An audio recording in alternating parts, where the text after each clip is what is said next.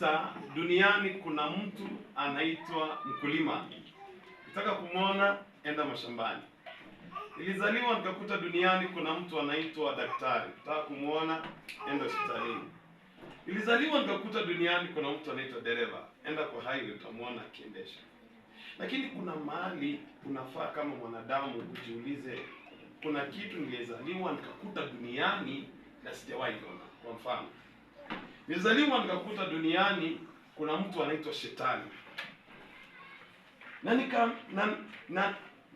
Na kumtafuta na macho simuoni. Okay.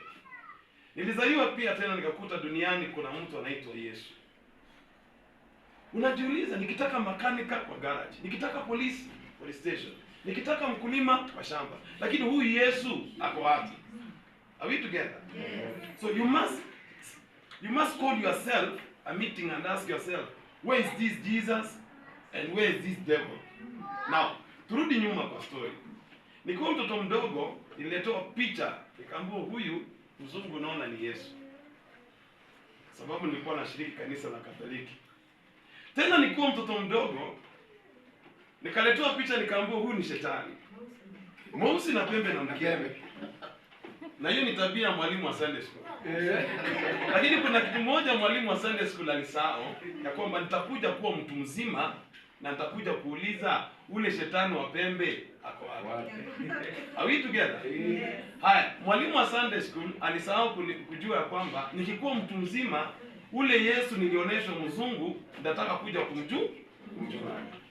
Tuweke vitu wazi. Sisi wote saizi watu wazima tuko above 18 years. Na sasa 18 years ni wakati wa kujiuliza, what I was told, I want to find a confirmation. Where is this Jesus mzungu na where is this devil mwenye pembe na mkia? Now mimi nikajiita mkutano nikiwa mtu mzima.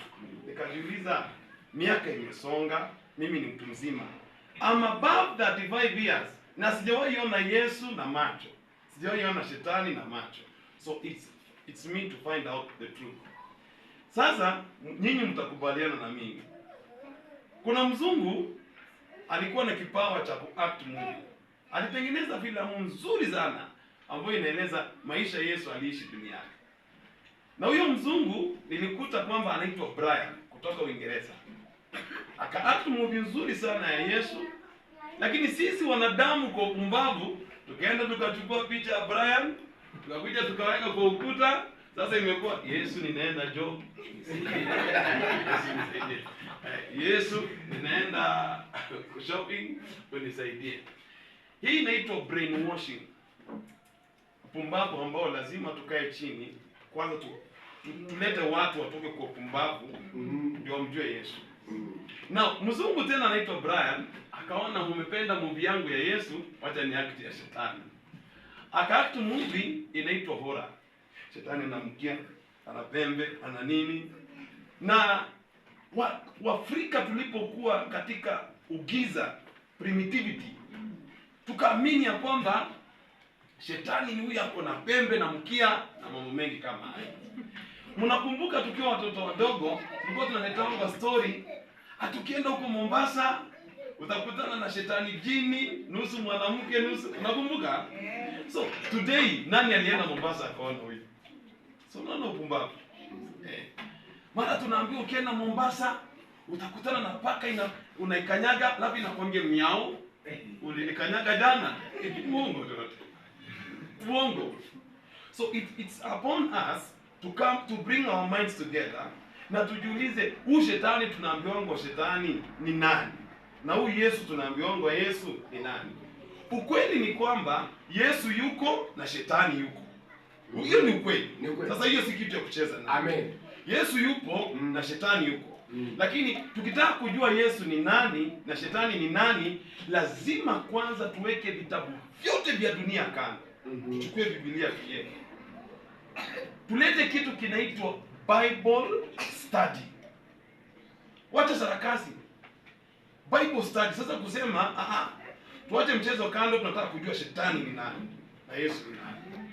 Now, nilikuja kugundua ya kwamba hautawahi jua Yesu ni nani na Shetani ni nani mpaka ile siku utachukua jukumu ya kujifunza kutofautisha roho na moyo. Ukitaka kujua Yesu ni nani na shetani ni nani, kwanza ukae chini we mwenyewe useme, mimi ni mtu mzima, sitaki kudanganywa, nataka kujua Yesu ni nani na shetani ni nani. Na hautawahi jua Yesu ni nani na shetani ni nani mpaka ile siku utachukua jukumu ya kujifunza kutofautisha moyo na roho. Moyo na roho ni majina zinafanana, lakini si vitu the same. Moyo itakufa, lakini roho haikufi. Watu wengi hawajui kutofautisha moyo na roho. Watu wengine udhania moyo ni roho na wengine udhani roho ni moyo. Lakini ukijua kutofautisha hizi vitu mbili, utajua shetani ni nani na Yesu ni nani, na hata itakusaidia kujua wewe mwenyewe ni nani. Are we together? Hebu tusaidiane kujua kwanza utofauti ya moyo na roho. Na mara nyingi wanasema knowledge is power. Kupeleka mtoto shule ni kumsaidia kupunguza ujinga. Sasa mtoto akizaliwa kwanza nanyonyeshwa matiti, si ndio? Anakuja kidogo anafundishwa kula. Mama akiona anajua kujilisha, inafika mahali sasa mama anaona niwachilie huyu aende kwa dunia afundishwe mengi. Mama anachukua mtoto wake kumpeleka shuleni. Mtoto akishapelekwa shuleni anaachua mwalimu. Mwalimu sasa ndiye anafundisha hii na hii na hii na hii. Unaona? So mimi nilipopelekwa shuleni, mwalimu alichukua majukumu yake kunifundisha mengi. Mwalimu wa mathematics aliingia ndani ya darasa kunifundisha kufanya nini? Kuhesabu. Mwalimu wa Kiingereza alikuja darasani akanifundisha Kimombo. Lakini kuna mwalimu ambaye nitamtaja ndani ya kanisa leo, mwalimu wa science. Mwalimu wa science alipokuja akasema, wanafunzi, toeni vitabu vyenu niwafundishe leo moyo ni nini. Mwalimu akasema kazi ya moyo ni kuzungusha damu ndani ya mwili. Na akasema mtihani kikuja jibu hivyo. Kazi ya moyo ni kuzungusha damu ndani ya mwili. Tukasema ticha, hiyo tumeshika. Lakini siku ya kanisa ilipofika, enda kanisani tukaimba nyimbo za kanisa, tukangoja wakati wa mahubiri. Hasa naye akasimama, akasema, Bwana asifiwe. Leo wapendwa, nataka niwafundishe moyo ni nini. Akawa makini kuangalia atuambia nini. Basi akasema, wapendwa, kazi ya moyo, moyo ni makao ya roho. Pastor akasema kazi ya moyo, moyo ni makao ya maroho. Lakini pale nyuma mwalimu wa sayansi alisema kazi ya moyo ni kufanya nini? Kuzungusha damu ndani ya mwili. Sasa tunaangalia vizuri ya kwamba pastor hakudanganya. Tukiingia ndani ya Biblia, pastor ako very right. Lakini tukirudi kwa mwalimu wa sayansi pia yeye hakudanganya. Maana tukiekelea mkono juu ya kifua utahisi vile moyo ina pump nini? Damu. Na ukienda kwa butchery ya ng'ombe, utaona wanauza nyama ya ng'ombe. Tunauza hapa maini ya ng'ombe, tunauza matumbo ya ng'ombe, tunauza kichwa ya ng'ombe, tunauza moyo ya ng'ombe, lakini hakuna siku utaona butchery inauza roho ya ng'ombe. Kwanza kama unatembea kwa barabara hivi, uone butchery inasema tunauza roho ya ng'ombe, jua huyo ni mchawi hapo. Maana utakula roho kweli? Roho inaweza kuliwa kweli? Haya, utaenda uone butchery ya kondoo ama mbuzi. Anasema tunauza nyama ya mbuzi, tunauza matumbo ya mbuzi, maini ya mbuzi, moyo ya mbuzi, lakini hautawahi ona butchery inauza roho ya mbuzi. So kuna utofauti ya roho na moyo. Now, sikuombei ugonjeke, lakini in case ukigonjeka, upeleke hospitalini. Daktari wa upasuaji akipasua mwili wako, anaweza shika damu yako, mara yako, mifupa yako, moyo wako, lakini hawezi shika roho. Umeona? Hawezi shika roho. Kwa hivyo, moyo ni kitu unaweza shika, lakini roho huwezi shika. So tunataka tujiulize roho ni nini? Tukifungua mawazo utakuta ya kwamba mambo ya moyo utafunzwa shuleni, lakini mambo ya roho inafunzwa kanisani. That's why mtu mwenye hakuji kanisani, mambo ya kiroho kwake ni upumbavu. Hawezi jua hiyo. Mkimwambia tunatembea katika roho, tunafanya hivi na hivi, hata understand because hakuji kanisani. So ataelewa aje? That's why tunaambia watu kujeni kanisani. Nashukuru Mungu leo nimealikwa hapa CFF Total ili tuweze kujua mambo ya kiroho zaidi. Are we together? Now, kwa wale mnaonisikiliza, roho ni nini? Utaona ya kwamba wewe ni roho. Wewe ni roho. Unajua wewe ni dada, wewe ni mwanaume. Tukikuona tunaona unatembea kama mwanaume, lakini wewe sio kimwili. Tunaona wewe ni roho, unakaa ndani ya moyo. Are we together? Hiyo ni kihema tu unakaa juu yake. Hiyo kimwili ni kihema. Wewe mwenyewe, wewe ni roho na unakaa ndani ya moyo. Nataka nikuoneshe ulikuwepo hata kabla baba yako na mama yako hawajajuana. Naomba nisomewe Yeremia mlango wa kwanza mstari wa 4 na 5. Amen. Naomba nisomewe hiyo. Ilikuwa tu ni kimwili kimetengenezwa na Mungu, kiko ndani ya tumbo, hata hakuna mtu anajua jina yake.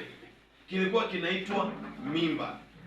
So wakati Yeremia, Mungu aliona kimwili chake kimekuwa ndani ya tumbo, akaona mama amekaribia siku ya kujifungua. Mungu alichukua roho ya Yeremia akaweka ndani ya moyo ya Yeremia na Yeremia akazaliwa. Haki nataka nikwambie, kama Mungu amekataa kuweka roho ndani ya moyo, huwezi zaliwa. Nilichukua mke wangu nikapeleka maternity Nakuru ajifungue.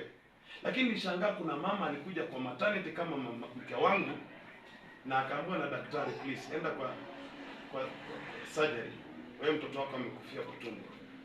Nikajifunza kumbe mama na baba wanaweza pendana na hata mama akawa mjamzito, lakini huyu mtoto Mungu aseme huyu akuji. Wewe mama kula manago zako, kula chango utakula, lakini huyu hazaliwi. Huyo ni mtu ambaye Mungu amekataa hiyo roho isitoke huko. Umenishika? So wewe ni roho na unakaa ndani ya moyo. Ndio maana utaona mtu akikufa tunalia, huyu ametuacha, huyu ametuacha, huyu ametuacha. Na tunajiuliza ametuacha aje, na mwili yake imepelekwa mochari. Na siku ya mazishi tutamuona.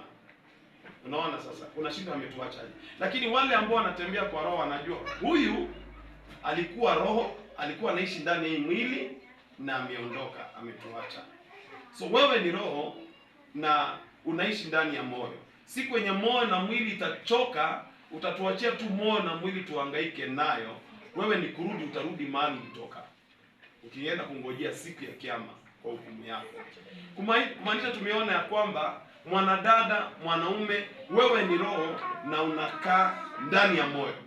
So ikiwa tumekujua wewe ni roho, ni rahisi sana kujua Yesu ni nani na shetani ni nani. Nataka tuanze sasa na Yesu. Mnakumbuka Yesu wa picha?